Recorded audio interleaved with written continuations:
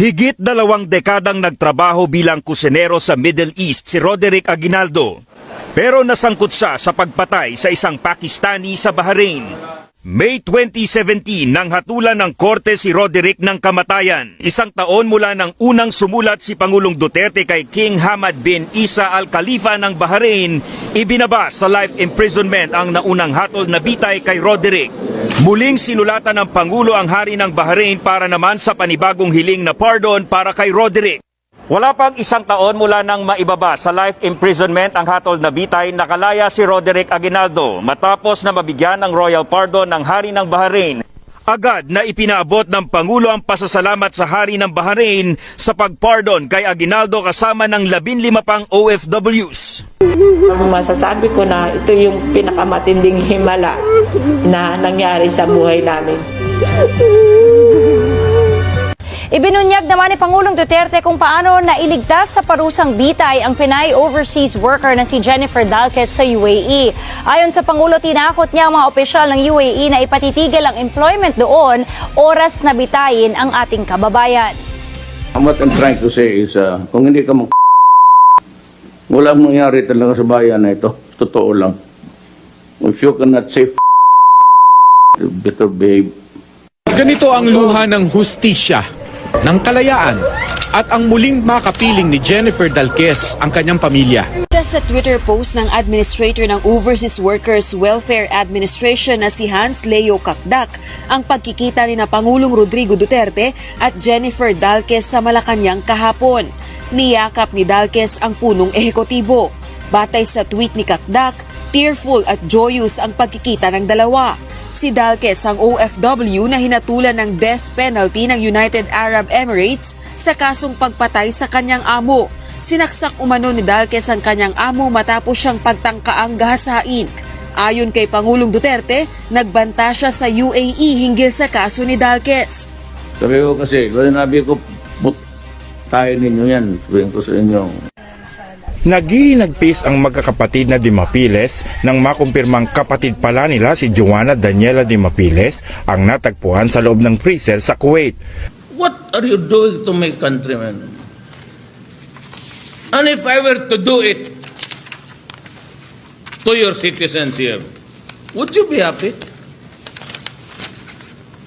No. Oh, parang pinirito ang gilitson.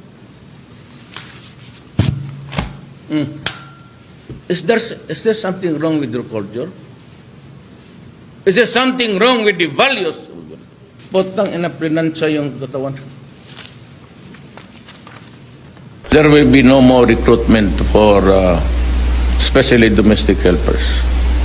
Wala na. Pinamamadali ni Pangulong Duterte ang repatriation o pagpapauwi sa mga kababayan natin na gustong umuwi sa bansa. Hinatulan ng bitay ang mag-asawang pumatay sa OFW na si Joanna Demafelis. Sa kabila nito, hindi pa rin daw aalisin ng Pilipinas ang ipinatupad na OFW deployment ban sa Kuwait. Umaaksyon si Bini Santos. Nabawasan daw kahit paano ang bigat na nararamdaman ng mga kaanak ni Joanna Demafelis, ang OFW na pinatay at itinago ng kanyang mga amo sa freezer sa Kuwait. Bitay kasi ang naging hatol ng korte sa Kuwait sa mag-asawang sospek na sina Nader Esam Asaf at Mona Hasun. Sinalubong ni Pangulong Duterte ang mahigit 100 OFW na umuwi sa bansa mula Kuwait sa Naiya kagabi. Sila ang nag-apply ng amnesty kasunod ng anunsyong total deployment ban sa nasabing bansa. Hindi ko nagustuhan at saka hindi ko na masikmura. Sabi ko, pauwin mo lahat.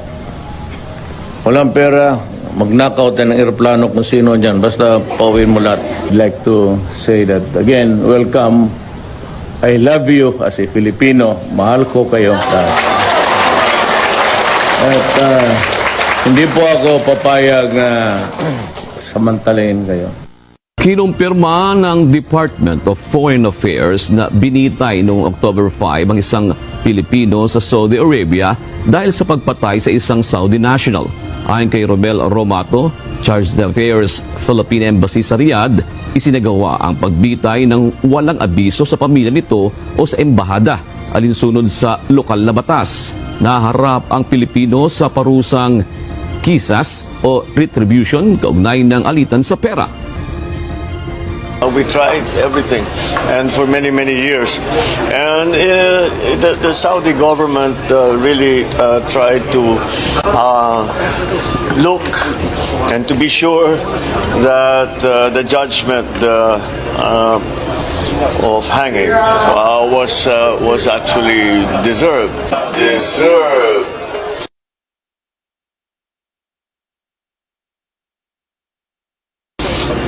Nonetheless, we appealed to the better natures, I guess, of our friends in Saudi Arabia. The law there is very strict, and one of ours has been taken away. Ngayon lang nangyari yan sa ating bansa. Itong ganitong klaseng programa na talagang nararamdaman ng ating mga kababayan. Kaya palakpakan natin ang ating mahal na Pangulong Bongbong at Speaker Martin Romualdez! Ngayon lang nangyari yan sa ating bansa. Balik kita sa kulungan. Bakit ba naghirap ang bansa natin? Dahil walang pera? Hindi mali yan. Dahil sa korupsyon. Ang mga Marcos, billion, trillion ang korupsyon. Tapos ibubuto natin. Talagang ang talino natin. Di ba? Ang talino talaga natin. Kasi kahit anong problema ang pag-usapan, ang kailangan ko lang matabangan, matulungan ko yung lahat ng aking mga kababayan kung saan ako nanggaling. Yung mga kasama ko kung saan ako nanggaling ng sa hirap. Yun ang gusto kong matulungan. At mapakulong lahat ng mga kawatang silidor. Tiniyak naman sa Senator Manny Pacquiao na ipakukulong ang nanay ng kalaban na si dating First Lady Imelda Marcos na may kasong graft.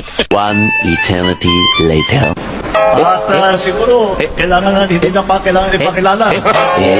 Babatiin ko ang idol ko, ang idol nyo, ang idol nating lahat, ang dating senador at babalik na senador, Senator Manny Pacquiao.